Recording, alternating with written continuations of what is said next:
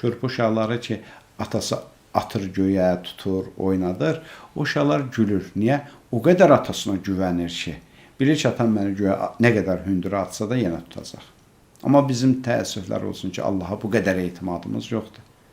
Allah bizi bir çətinliyə atanda etimadımız yoxdur ki, Allah burada bizi tutacaq, əlimizdən tutacaq, bizi o çətinlikdən çıxardacaq. Necə Həzrət Yusifi quyuya atmışdı, Həzrət Yusifin Allaha etimadı böyük idi.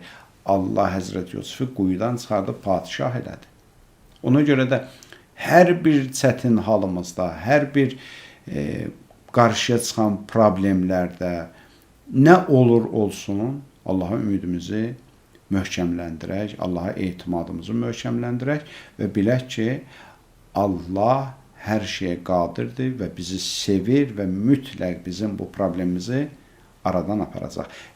Allaha etimad etdiyimiz halda Allah da bizim problemlərimizi həll edəcək inşallah.